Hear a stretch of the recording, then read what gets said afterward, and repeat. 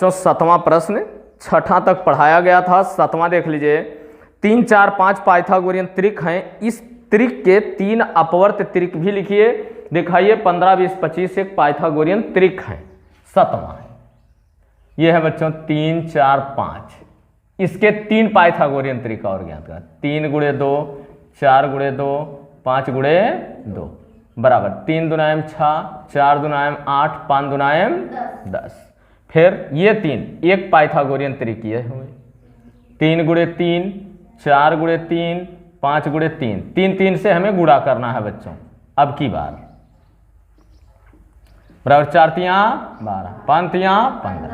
ये भी एक हुए बच्चों, एक पाइथागोरियन त्रिक ये भी हुआ। फिर 3 × 4 और 4 × 4, 5 × 4।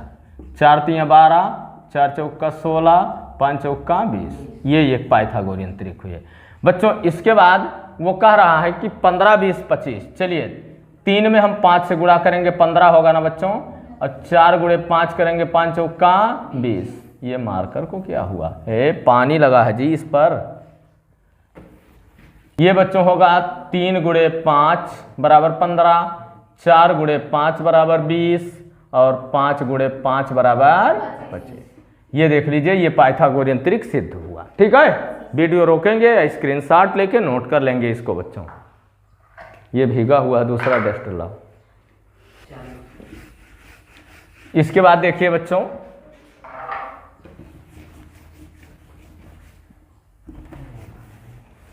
इसके बाद है बच्चों 8वां।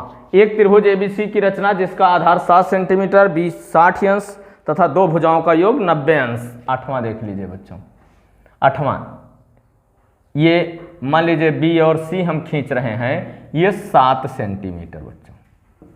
इस पर 60 अंश का कोण बनाती हुई एक रेखा खींचेंगे, रेखाखंड खींचेंगे बच्चों। मान लीजिए ये y तक जाता है।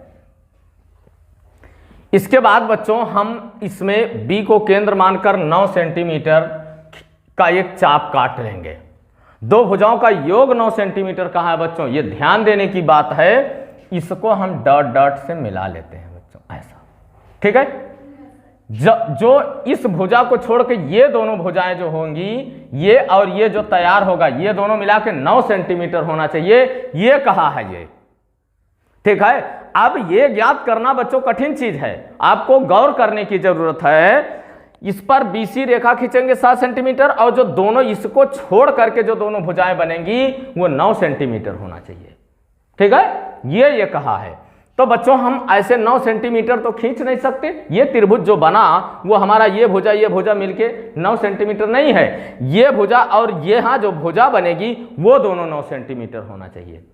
अब बच्चों इसका हम लंब समद्विभाजक खींचेंगे, इसका तो आधे से अधिक की दूरी लेके एक चाप इधर एक चाप इधर काट के ऐसे मिला लेंगे बच्चों। जो बिंदु यहां मिलता है, मान लीजिए ये ए हो, तो अब इसको जो मिलाएंगे वो 9 सेंटीमीटर होगा बच्चों। समझ में आया? इस तरह से बनाएंगे। इसका लंब समद्विभाजक ज्ञात करेंगे, आधे से अधिक की दूरी लेकर के, आपको पता है। फिर ऐसे खींचेंगे आगे, जहां इस भुजा को बी वाई को काटेगा वो बिंदु ए मानेंगे, ए और सी को मिला देंगे, यही अभीष्ट त्रिभुज हमारा होगा। ये 9 सेंटीमीटर होंगे बच्चों दोनों मिला के। बस समझ में आया? ये है। इस तरह से बच्चों बनाएंगे, प्रयास करेंगे बनाने का कई और। ये नहीं कि बस यही एक बना लिया और हो गया, कई और बनाने का प्रयास करेंगे। चलिए वीडियो रोकेंगे, स्क्रीनशॉट लेके इसको बना लेंगे बच्चों। इसके बाद है बच्चों 9वां। एक त्रिभुज एबीसी की रचना कीजिए जिसका ये कोण 120, 2 भुजाएं 5 सेंटीमीटर तथा 6 सेंटीमीटर। चलिए बच्चों ये 9वां है। हम 5 सेंटीमीटर का एक रेखाखंड खींचेंगे। मान लीजिए बी और सी हमने खींचा। 120 अंश का कोण कह रहा है बच्चों। 120 अंश का कोण ये बना लेना है आपको चाँदा की सहायता से। ये हमने 5 सेंटीमीटर खींचा है बच्चों। अब प्रकार में हम 6 सेंटीमीटर का एक चाप लेके इस पर काट लेते हैं और मिला देते हैं। ये जो कटान बिंदु है इसको ए मानते हैं बच्चों। बस इसी को मिला देते हैं, ये 6 सेंटीमीटर यहाँ लिख देते हैं। बस यही हमारा त्रिभुज अभीष्ट त्रिभुज होगा बच्चों। ठीक है, 10वां कराइए एक समबाहु त्रिभुज की रचना जिसकी भुजा 6 सेंटीमीटर हो। समबाहु त्रिभुज ये 10वां है बच्चों। समबाहु त्रिभुज यानी तीनों भुजाएं समान होनी चाहिए, 6 सेंटीमीटर सब है, 6 सेंटीमीटर। बनाएंगे कैसे बताता हूं। 6 सेंटीमीटर, 6 सेंटीमीटर और 6 सेंटीमीटर, ये रचना करना है। कैसे? 6 सेंटीमीटर की एक रेखाखंड ए बी खींच लेंगे। ए को केंद्र मानकर 6 सेंटीमीटर की दूरी पर एक चाप और बी को केंद्र मानकर दूसरा चाप। दोनों चाप जहां काटेंगे बच्चों, जहां दोनों चाप काटेंगे ऐसे, बस इसको मिला देना होगा। बस ये बन गया 6 सेंटीमीटर समबाहु त्रिभुज बच्चों। ठीक है। फिर क्या कह रहा है कि त्रिभुज का केंद्रक तथा शीर्ष से केंद्र तक की दूरी, इसका केंद्रक ज्ञात करेंगे बच्चों जहां होगा। जैसे मान लीजिए यहां केंद्रक जानते ही है कैसे ज्ञात करना है, बस शीर्ष से केंद्र, किसी शीर्ष से ये दूरी कह रहा कितना आएगा, इसका आधा होता है बच्चों, ये 3 सेंटीमीटर आएगा। ठीक है बच्चों। केंद्रक बना लेंगे, जहां पर मिलेगा बस वो 3 सेंटीमीटर की दूरी होगी। ठीक है बच्चों। केंद्र अगर नहीं जानते हैं तो पीछे वाले वीडियो पर चले जाएंगे, देखेंगे केंद्रक कैसे बनता है।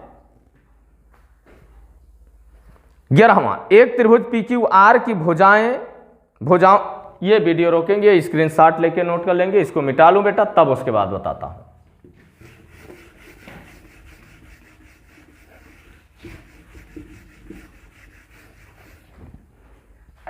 चलिए बच्चों 10वां ये तो हो गया। 11वां एक त्रिभुज PQR की भुजाओं में 4:5:6 का अनुपात है। इस त्रिभुज के समरूप एक त्रिभुज ABC की रचना कीजिए जिसका आधार 8 सेंटीमीटर।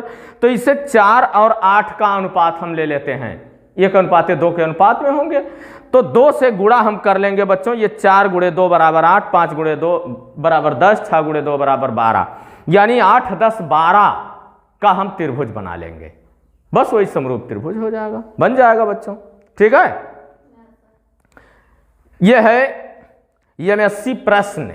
इसमें है बच्चों किसी त्रिभुज के तल पर स्थित बिंदु जो त्रिभुज की भुजाओं से बराबर लंबवत दूरी पर है, वह बिंदु त्रिभुज का अंतः केंद्र होता है, परिकेंद्र होता है, लंब केंद्र होता है, केंद्रक होता है। क्या होता है बच्चों, हमने पीछे परिभाषा में लिखा दिया है, आपको ज्ञात करना होगा।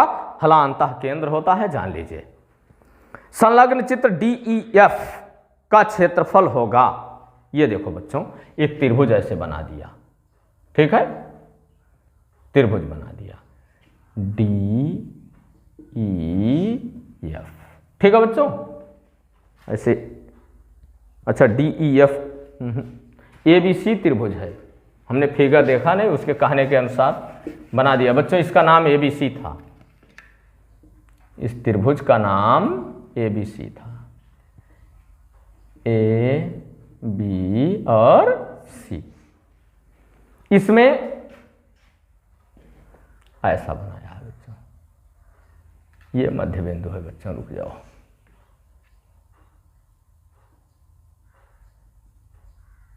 ये तीनों का मध्य बिंदु है बच्चों। ठीक है, इसको मिला दिया गया, इसको मिलाया गया, इसको मिलाया गया। ठीक है, और इसका नाम दिया गया DEF, D E और F। इसका क्षेत्रफल कह रहा है DEF भुजाओं के मध्यबिंदु हैं, तो क्षेत्रफल इसका पूरे का क्षेत्रफल ये 1 2 3 4 1/4 होगा ना ये।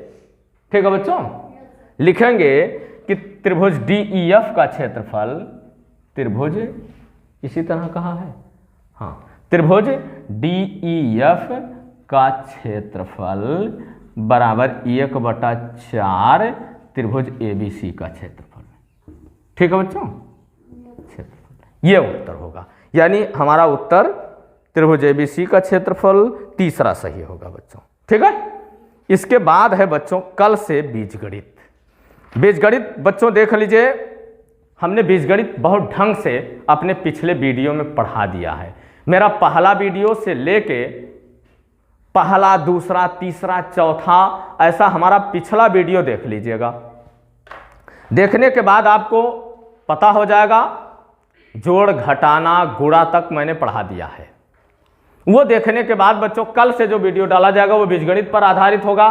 पर आपके क्लास का बुक नहीं, बल्कि मैं कहीं और छोटा छोटा पहले समीकरण आपको बताऊंगा, उसके बाद आपके पुस्तक पर आऊंगा। कल का वीडियो मेरा बहुत ही इंपॉर्टेंट होगा।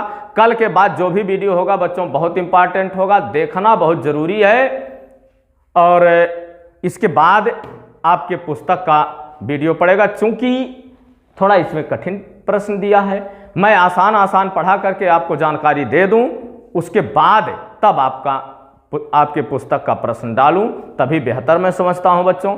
लेकिन वीडियो कल से देखना बहुत ज़रूरी होता है बच्चों। इसको वीडियो रोक के स्क्रीनशॉट लेके किसी भी तरह से नोट कर लीजिएगा।